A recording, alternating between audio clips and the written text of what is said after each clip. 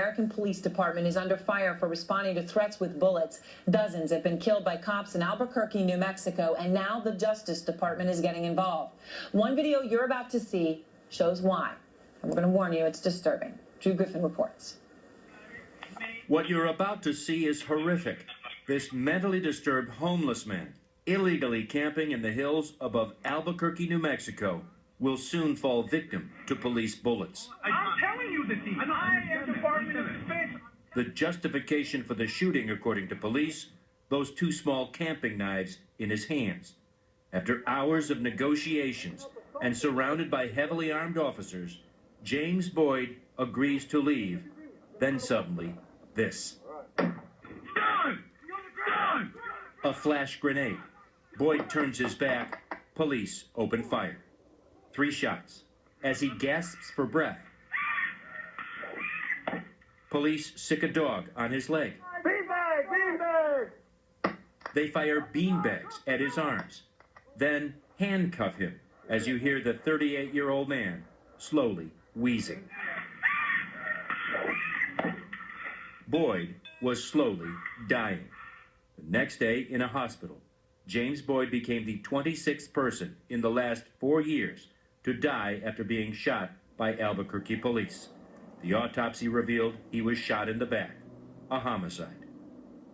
Boyd's is not the only questionable killing here. 27-year-old Christopher Torres, a schizophrenic who lived with his parents, was shot and killed in his pajamas in his own backyard when 2 plainclothes police officers hopped this fence to serve a road rage warrant on him. Officers claim he was armed and shot him in the back. They encountered Christopher in the side yard. At most, he's holding a broom. He had a broomstick, but he laid the broomstick down and had no weapons. Was backing up from the officers when they attacked him. Stephen and Renata Torres sued the police department on behalf of their son and won. A judge awarded them a $6 million civil judgment. What happened to the 2 officers that killed your son? They got, 3-4 days paid vacation. Are they still on the force? Yes. Oh, yes. Despite $30 million in judgments against the city and an officer-involved shooting rate twice that of Chicago, 8 times that of New York, not a single Albuquerque police officer has even been charged, let alone convicted, of using excessive force in the last 30 years. Not one. District Attorney Carrie Brandenburg cleared the 2 officers who killed Christopher Torres, just as she has cleared every other police shooting in the city during her last 13 years in office. Her explanation in a news conference: she can only believe what the police tell her. And do I understand this right? Nobody from this department actually went out and talked to these 2 officers? You relied on the statements that these officers wrote up after the incident? So we have to rely on police reports. That's what we have to rely on. We're not an investigative agency. Gordon Eden is Albuquerque's new police chief. His job is to change the culture here. That came into question just days after he joined the force and sided with the officers in the James Boyd shooting. I spoke prematurely, and I shouldn't have. There has not been a single prosecution of a police officer. And from what I understand, there might not have been any discipline doled out to a police officer. I can only speak to since I've been here. I can't speak at all to what has happened in the past, but I can assure you that through the changes that we've made in our internal affairs process, we're holding people to a higher degree of accountability. The truth is, Chief Eden and the Albuquerque police have no choice. The U.S. Department of Justice is negotiating the final terms of a consent decree that will place the Albuquerque Police Department under federal supervision.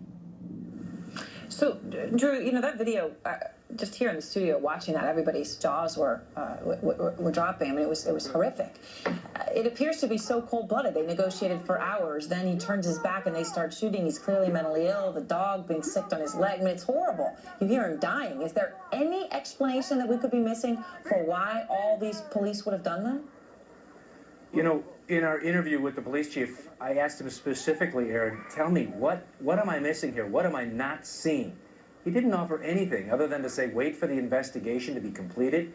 There are actually 2 investigations, Aaron, one by his department, which, quite frankly, many people in Albuquerque simply do not trust. The other, though, is the FBI, which in a statement would only say it wants to assure a thorough and fair investigation. Both these investigations could take months. And now you've got months going on, and of course this happened in the past. I mean, are those officers still working? They still have jobs? 3 main officers were involved in that video portion. There were dozens of other officers there. Right. But of these 3, 2 of them are back on the force. They are on desk duty. A 3rd officer remains on leave. We believe they're all still getting paid. And so what would happen to if there's a federal takeover? What does that mean?